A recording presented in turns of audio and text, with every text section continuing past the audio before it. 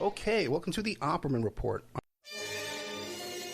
It's the Opperman Report. And now, here is investigator Ed Opperman. Okay, welcome to the Opperman Report. I'm your host, Private Investigator Ed Opperman. You can find me at Opperman Investigations and Digital Forensic Consulting through my website, emailrevealer.com. You can just reach me directly at oppermaninvestigations@gmail.com. If you like our show, be sure to check out our Patreon. Always putting up new content on Patreon. We've got two big shows up there. One was Doug Papa, about that crazy story about those judges and the pimps and the prostitutes over there in Las Vegas, the two suicides that went on. Incredible story. That's up there on Patreon right now, too. And we have Janice McAfee, John McAfee's widow. We got some good exclusive information out of her, too, over at the Opperman Report Patreon. But, of course, our archives are always free. You go to Spreaker.com. You can sign up for free. There's a chat room. You get an email notification when I put up new content. And I do a live show there every Friday night, 8 p.m., a solo show. Really excited about today's show. We have a documentary filmmaker on our show today, J.D. Leet, who's a former Navy SEAL.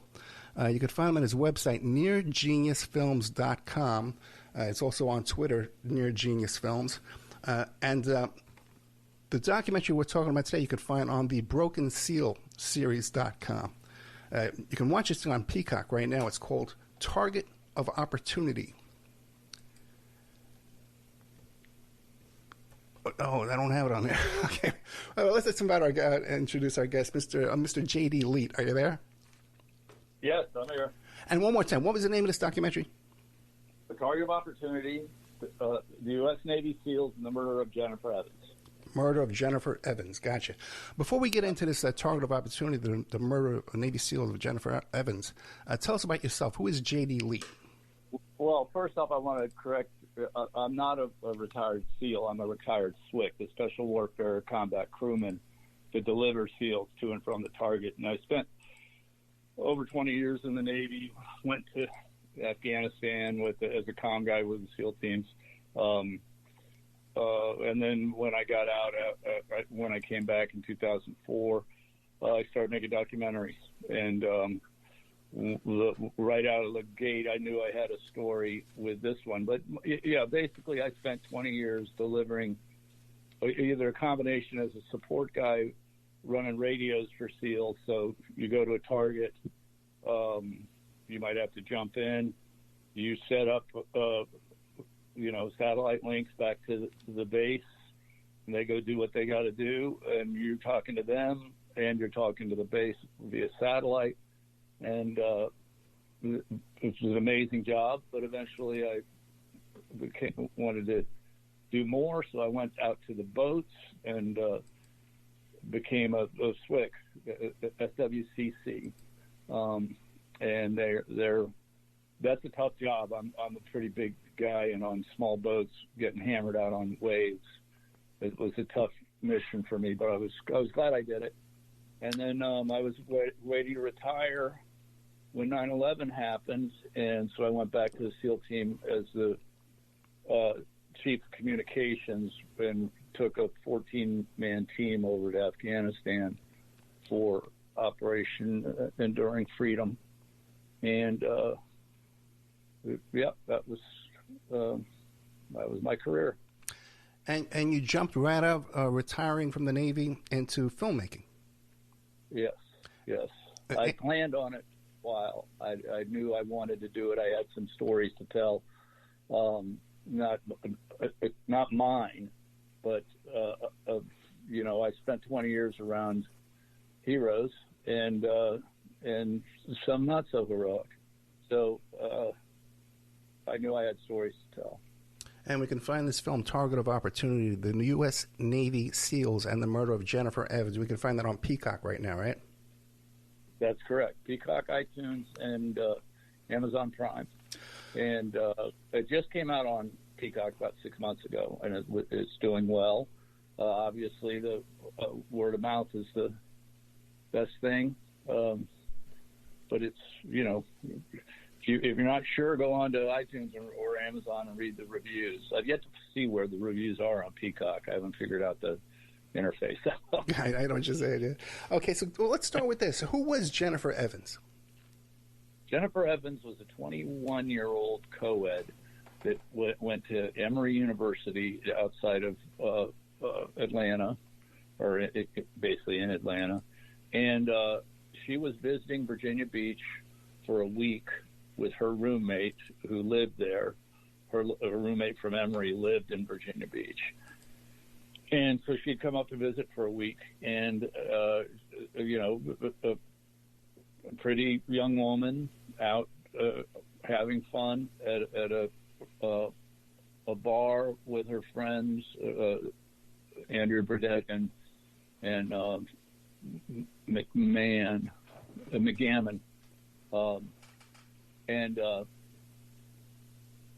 and she met that night.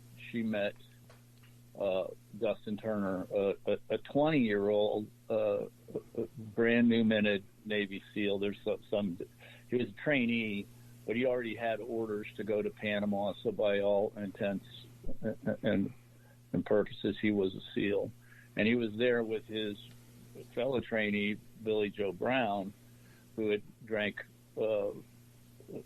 basically already drank himself to passing out by the time they got there at 10:30 at night. And Jennifer and Dusty met. Jennifer and Dusty met almost as soon as Dusty came in. Jennifer saw him and approached him. This is the testimony by by McGammon and Burdett and everybody else there, that she approached Dusty. Dusty's a 20-year-old, very attractive young guy. Oh yeah, this guy's gorgeous, man. Blonde hair, chiseled, like a movie star. Yeah. Right. That's what everybody says that watches the film. It's he looks like a movie star. He looks like, and so he got a lot of attention from girls, and he was a humble guy. He doesn't,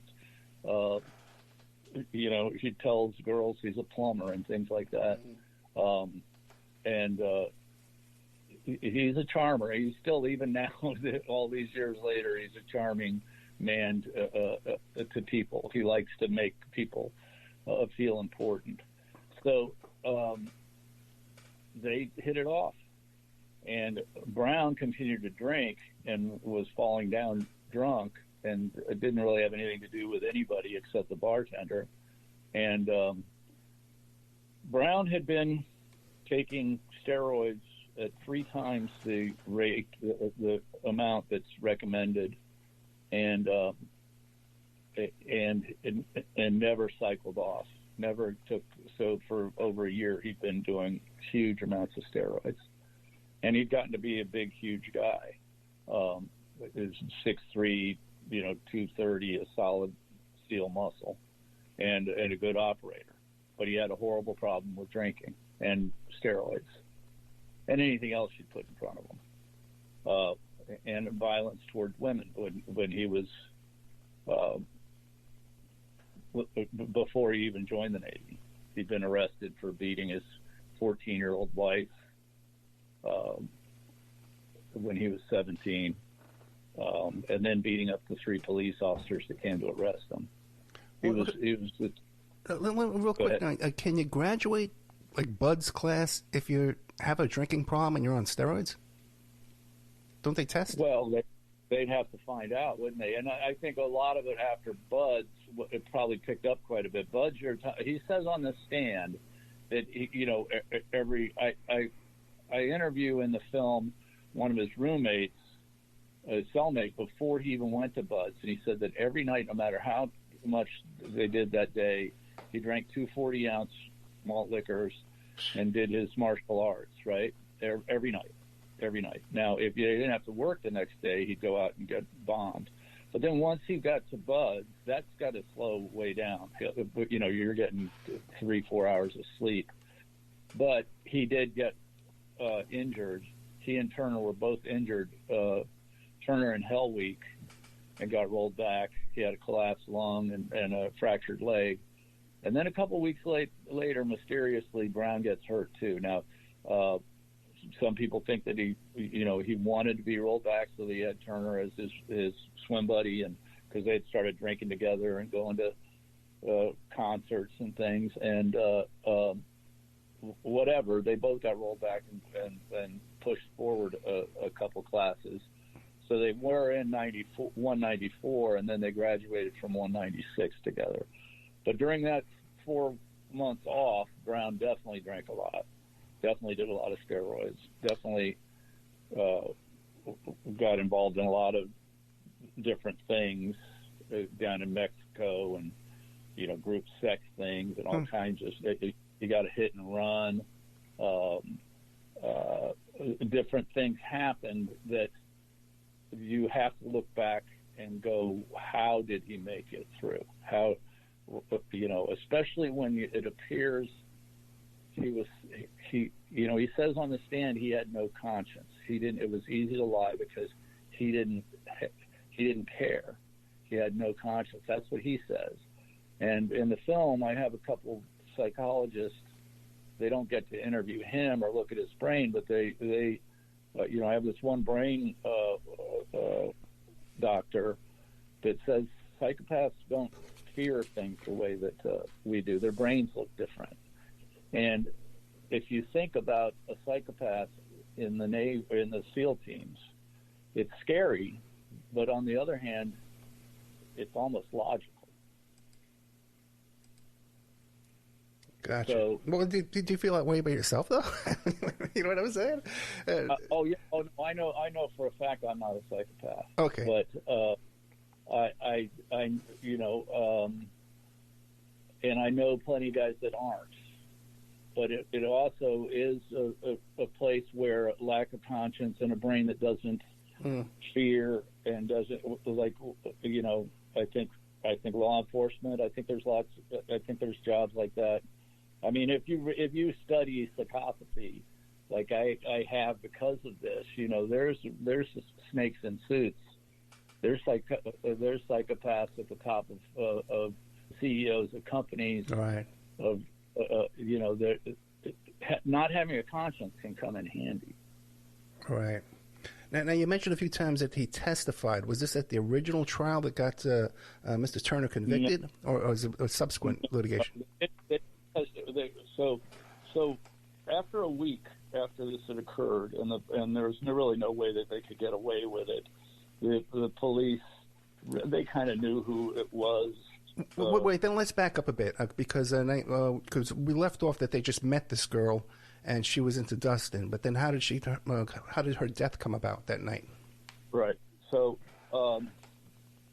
they hang out till about midnight, and her friend Andrea Burdett says she has a headache and wants to go home. And they're going to go home, and Jennifer convinces them to go get coffee and come back. It's about 1 o'clock, and I think it closed at 2. They want them to come back at 2. And so they do. They leave. And so now they're going to go down to the beach, which is only 50 blocks away. But Dusty says, I've got to get Billy a ride home. He rode here with me. So they go back inside, and they go and find a girl that knew Billy and convince her to take him home, that he's a mess. But she says she'll do it. So they go out to the car. Now it's about 1:30, and they don't have time to get down to the beach, get back by 2 o'clock, and so they're in the car, basically right next to where the girlfriends are going to show up any minute. And Billy Brown gets in an argument with the girl that's supposed to take him home. And he gets in an argument almost every night with somebody, right? And so he shows up at the car, and Jennifer goes around to the passenger seat and wants to get in the front seat, and Dusty won't let him. So Dusty doesn't really want to let him in the car, but she lets him in behind her in the back seat. And he's hammered, and he touches her hair. Dusty says he doesn't really even see it. He's putting a CD in the CD player, and it's a little tiny 1990 Geostorm. So him sitting behind her in that seat is like I'm 6'6". I can't sit in it, right? He's 6'3". I can imagine where he was basically on top of her already. And he touches her hair, and she smacks it, and Dusty says he feels the whole car just shake. Just the whole thing shakes. And she goes limp instantly, doesn't fight, doesn't bring her arms up, doesn't do anything. She urinates the front seat. Right. He grabs his arms and tries to pull his arms off of her, and they fight, and he's screaming, drive, drive, drive. Dusty's trying to get him off of her, but he doesn't really know what's going on. He hasn't had that much to drink. Dusty hasn't, and she'd had like a beer. So,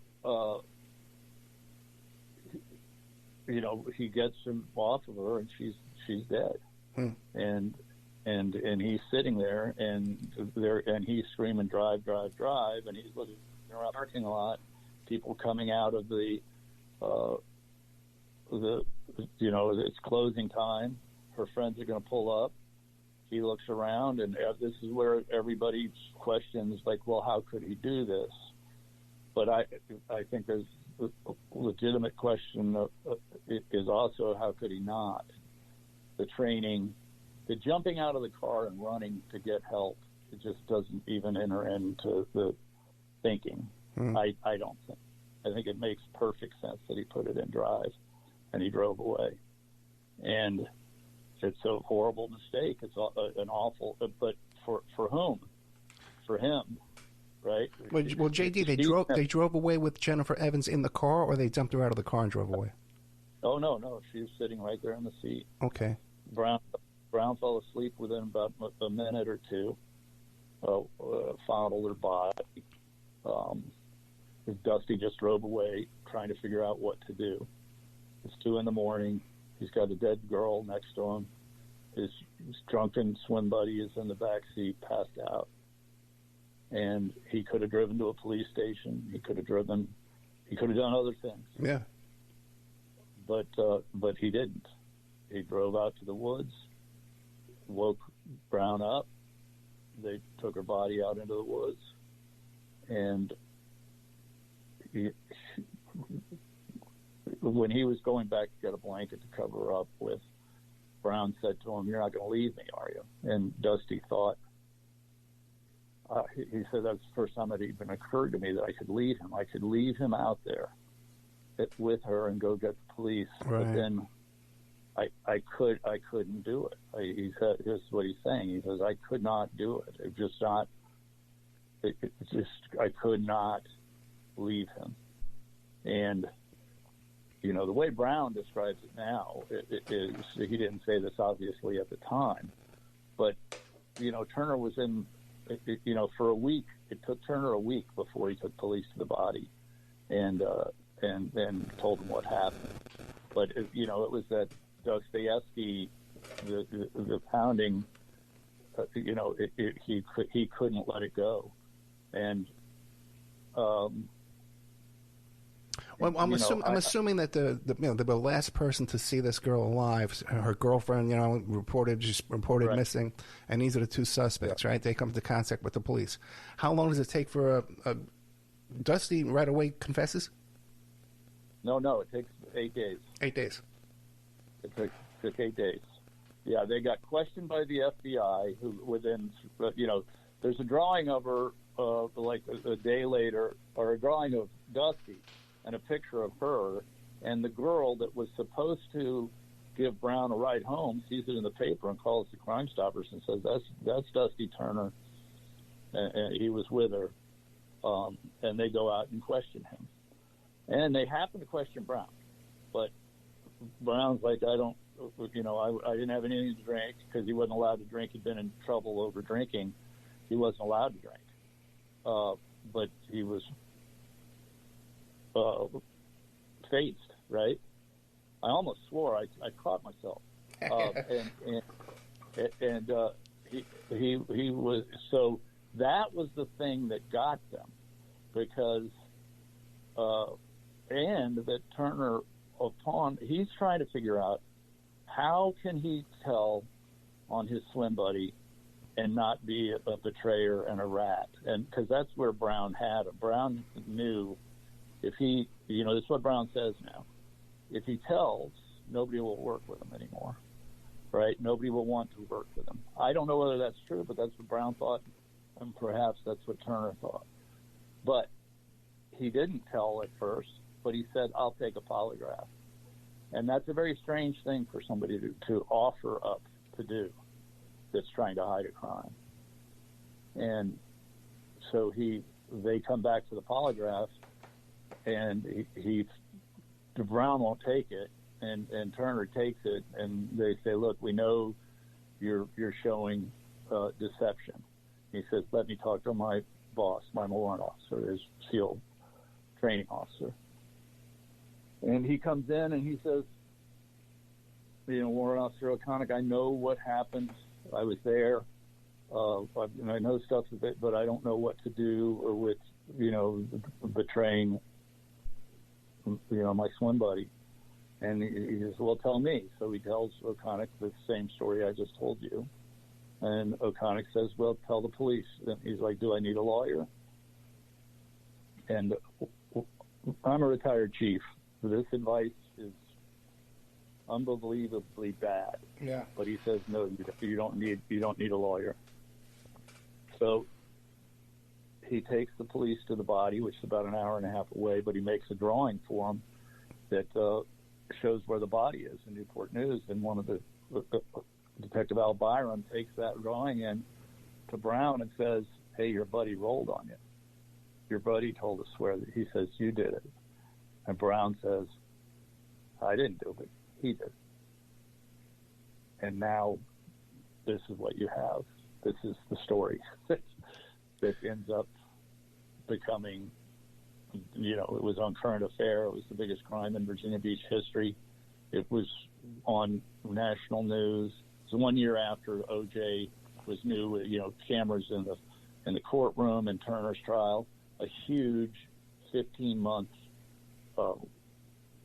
lead up to first Brown being tried, and he's trying to deny that he had anything to do with it. And but all the evidence supports Turner's. And they convict Brown, and then 3 months later they convict Turner. So Brown was convicted too as well? Yes. But then along the way, he admits that he framed his buddy Turner. 3 years later, he writes a letter to his doctor, to his lawyer, says, I was lying the whole time. I found Christ. I have to tell the truth. Please start doing it. His lawyer does nothing. His lawyer claims now that he didn't believe him, but it took a few months, it took a few years, and it took me getting out of the Navy and digging into it. And eventually he told the truth, and in 2008, he signed an affidavit in 2003, I started interviewing. I couldn't take a camera into the level. Brown was in a level 5, the most secure prison, because until he found God, he was fighting all the time. He was making wine in his toilet, the whole bit. Yeah. Rubber rooms, and but he's calmed way, way down.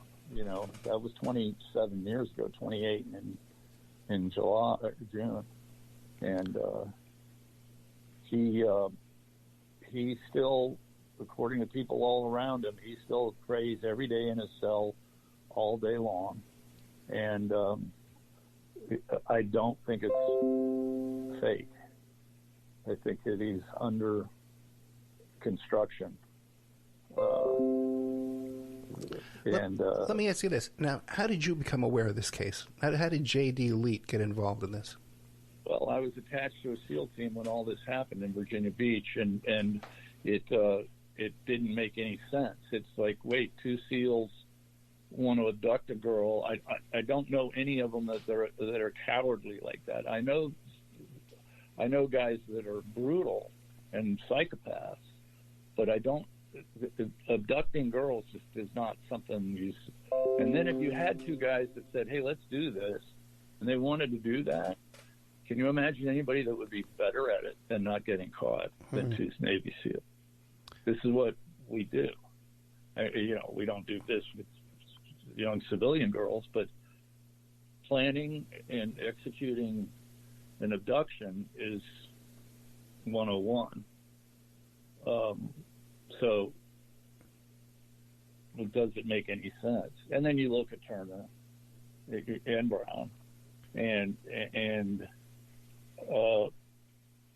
then as soon as I got out and I got the transcripts and read the transcripts from both trials, I knew what had happened. I took a camera in and interviewed Turner, and I took a camera and interviewed his parents, and it's like, okay, well, this is pretty open and shut.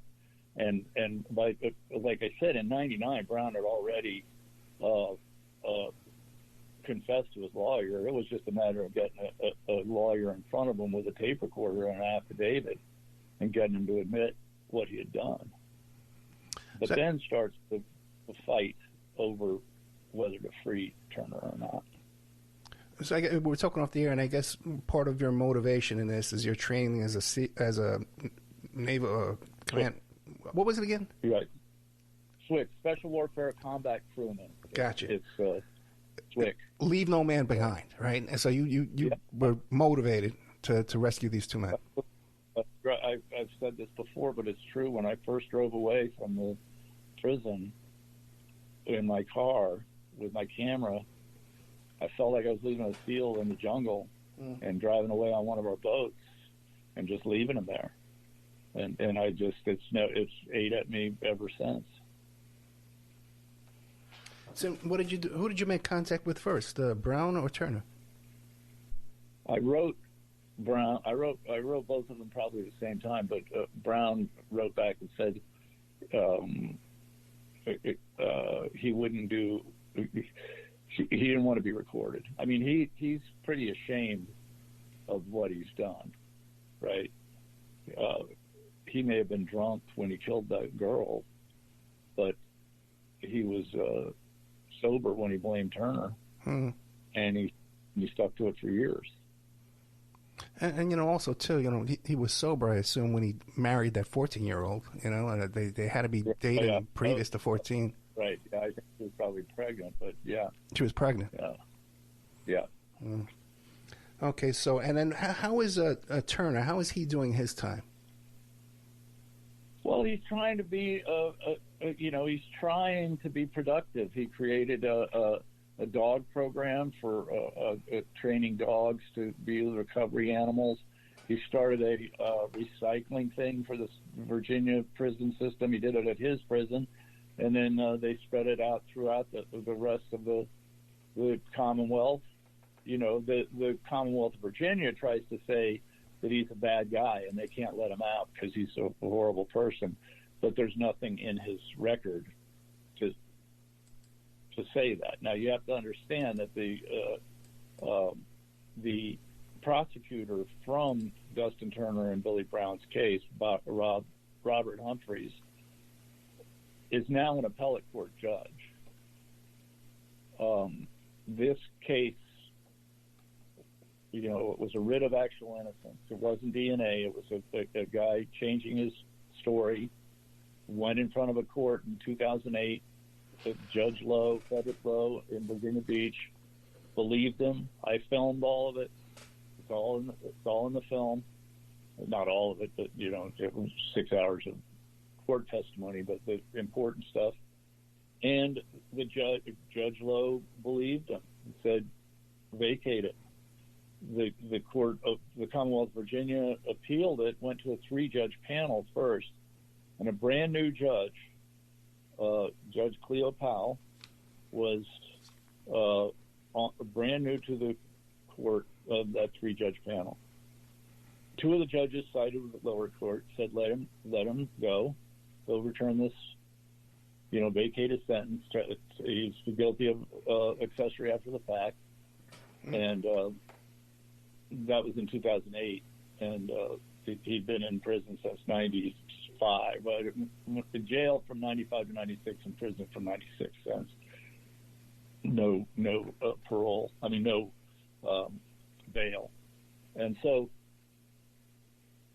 but Judge Powell comes up with a theory, because they have to accept the lower court's decision that she was killed in the parking lot and that Billy Brown did it without any help from Dusty. If they don't accept that, then basically every decision that the lower court has ever made is open to interpretation. Or, you know what I mean? You can't. So what she says is, I'll accept that Billy Brown killed her in the parking lot and that Dusty had nothing to do with it. But if Dusty had bad intentions for her when he walked out to the car, that could be considered by a jury to be abduction by deception. And that could be an underlying felony that keeps Dusty still guilty of felony murder. And that had never been argued in front of a jury.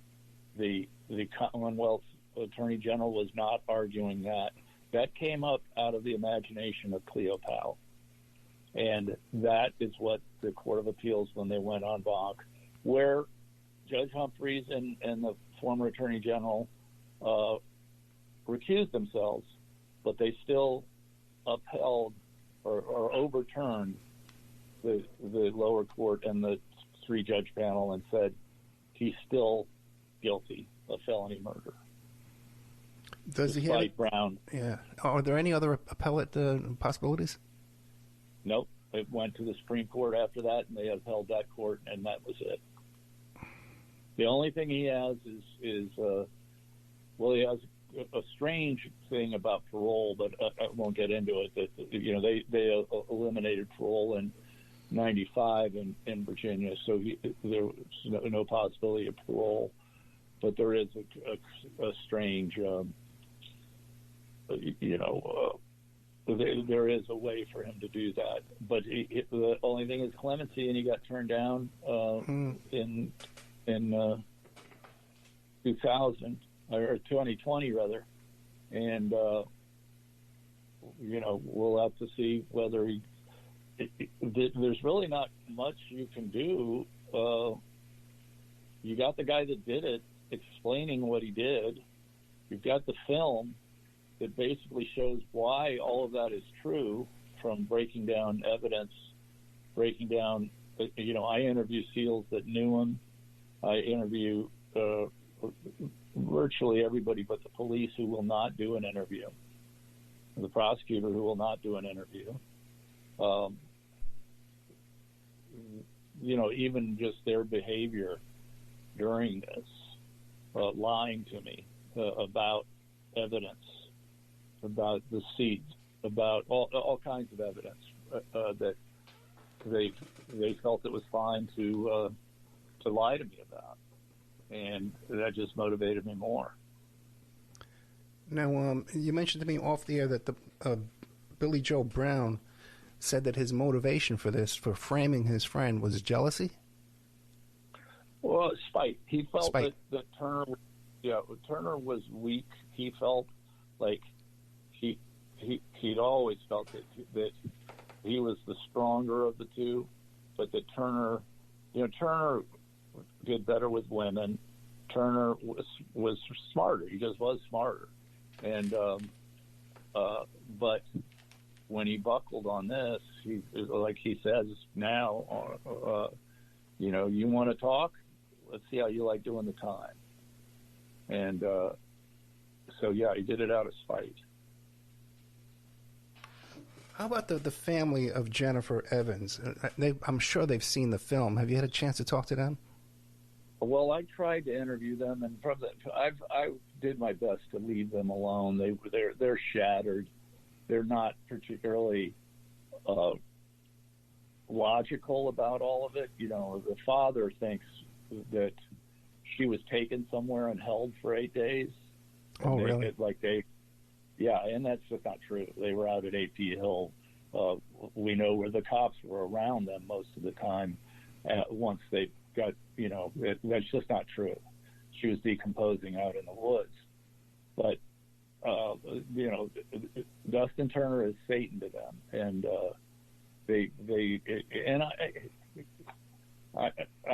I'm not doing this to try to torture them or to make them. This is about the truth of what actually happened and who did what. And I see a lot. I see the parents being abused by the prosecutors and the police in being told a lot of things that just didn't happen. She died instantly in that car. It's awful, but that's what happened. And being told a lot of different other things to try to get a conviction is despicable. Now, what about the girlfriend that was in the bar and the other woman that was going to give Brown a ride? Did they testify at the trial? Yes, they both testified at both trials. Basically, they said exactly this, that she met Turner. She went, this is what the girlfriend says, that Jennifer approached Turner, that she actually thought that Billy was better looking, not Jennifer, but Andrea. Billy Brown was not interested in anything but drinking. And that they agreed to come back and get her too. That was all. And all the testimony by everybody supports this story. If it didn't, I wouldn't have pursued it. It just lined up perfectly with what Turner said. And then when I went and talked to him, I knew it. I mean, you never know. You never know that somebody's telling you the truth, but you get a pretty good feeling. Now, are you still in touch with Dustin today? I'm not. I can call him if I want to, but I don't. I'm not on his friends list, or I can email him, but I'm not like that. I like to keep it as professional as possible.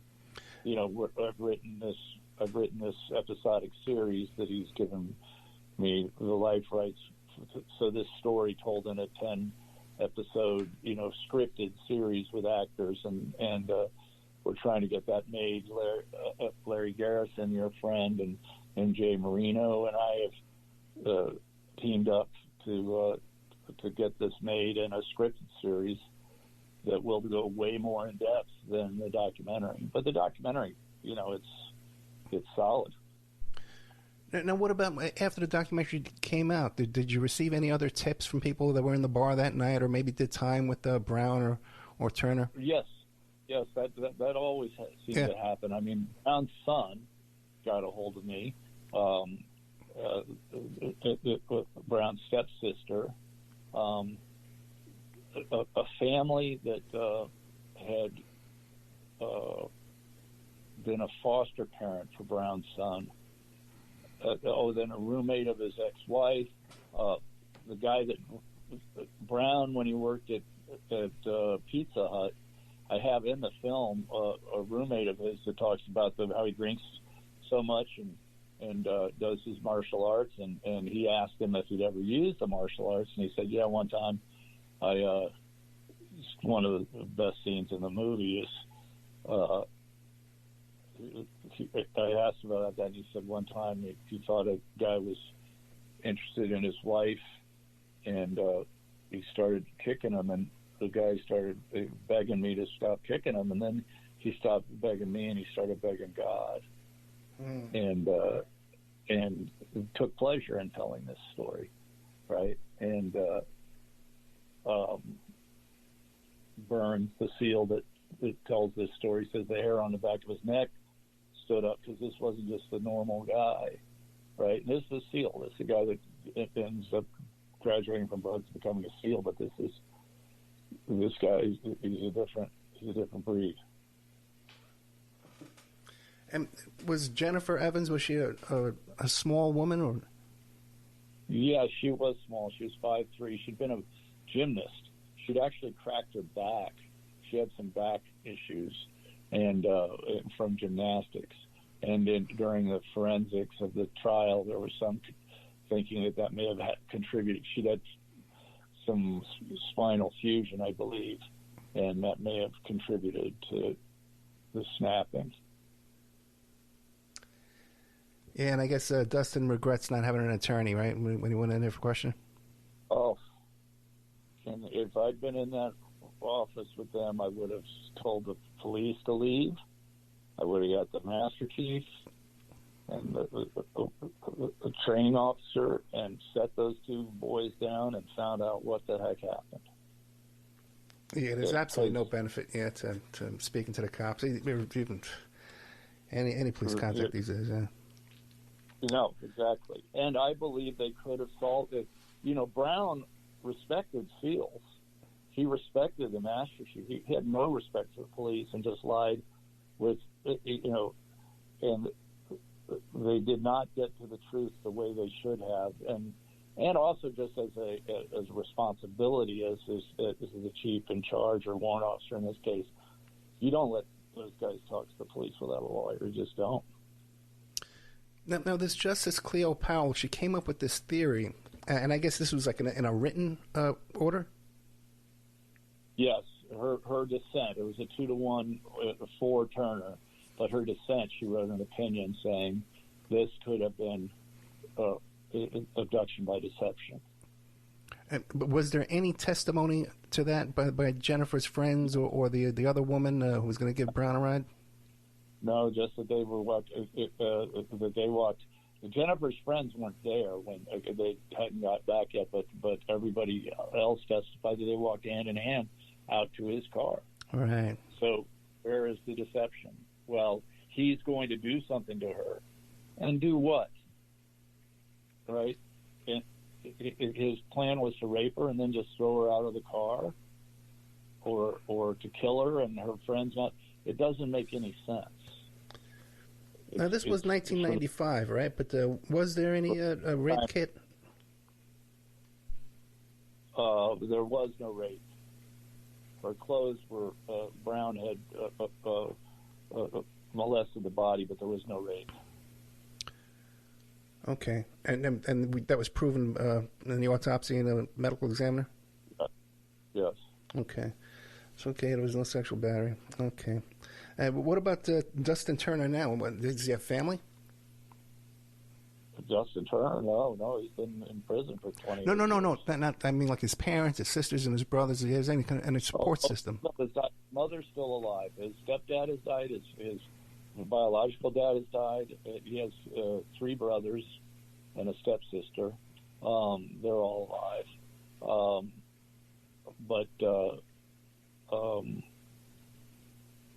Yeah, he has, because of the documentary, he gets a lot of attention, especially from girls and from women that email him and write him and, all of that. And the state seems to want to hold that against him as well, that he's somehow a bad person because of that.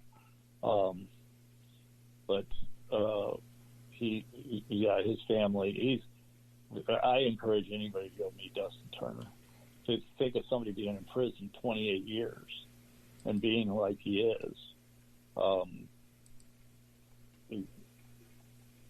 he's either the greatest actor and complete psychopath, or this is legit, and it is legit. I mean, we have no way to know everything he does, but you kind of do. All his phone calls are recorded, all his letters, emails are read. What he's done that's so awful that they won't let him go. I want to see proof of it.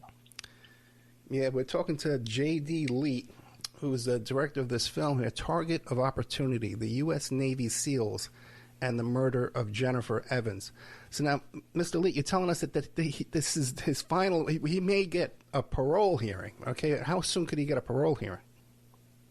I think later this year. Oh, really? Okay. His last one was in.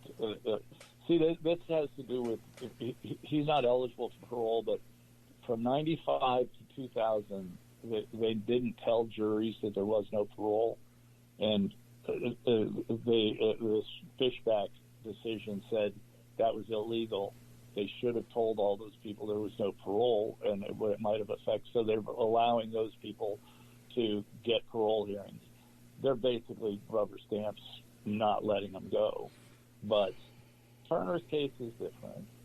Turner's case does have huge amounts of people. I don't know how many, 40, 50,000 people have watched this documentary.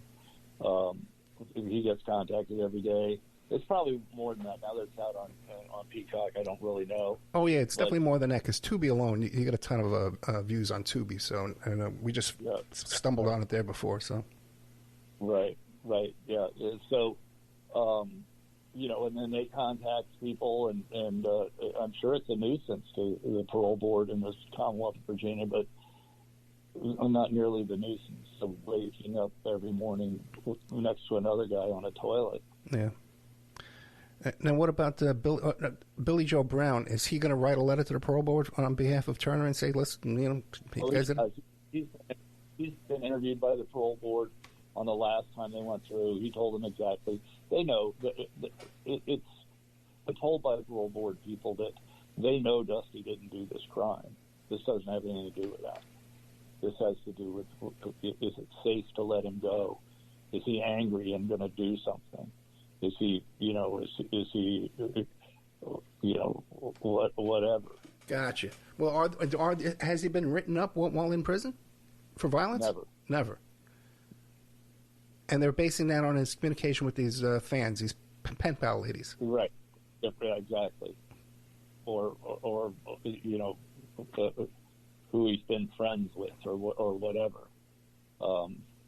He joined Asatru, which is a Viking religion that his father was a member of. That it gets portrayed as being white supremacist. It's a religion based on like 10 or 12 tenets about bravery and courage, and he's not a Christian.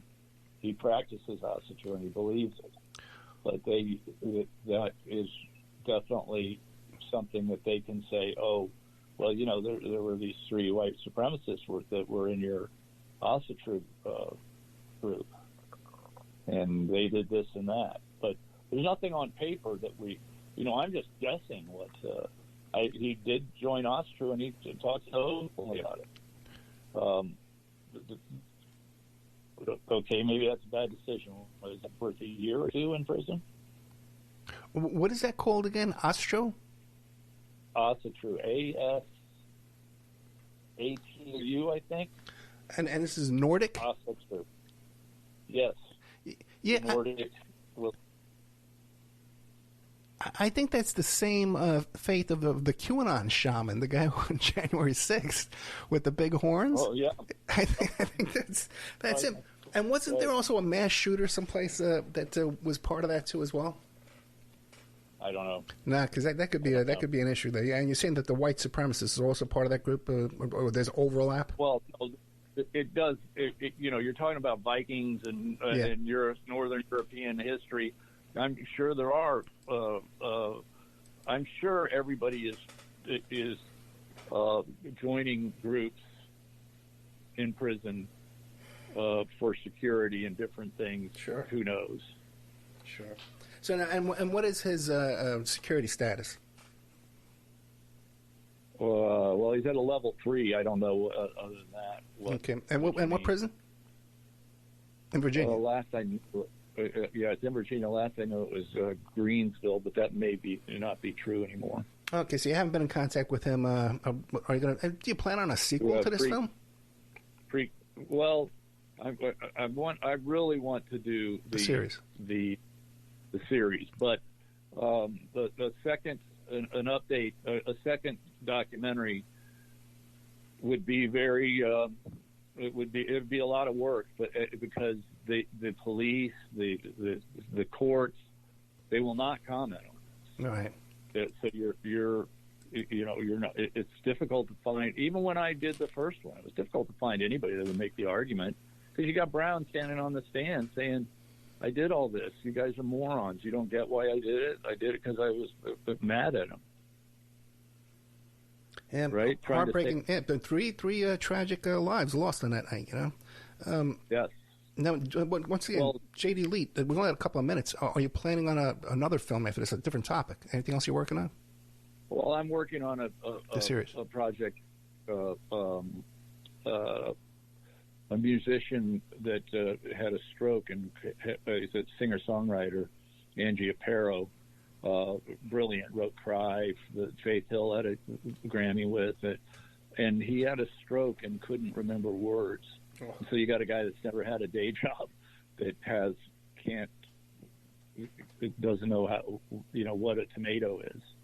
And then he had to reteach himself that through music. And it's a pretty fascinating story. Yeah, that kind of stuff terrifies me, Yeah.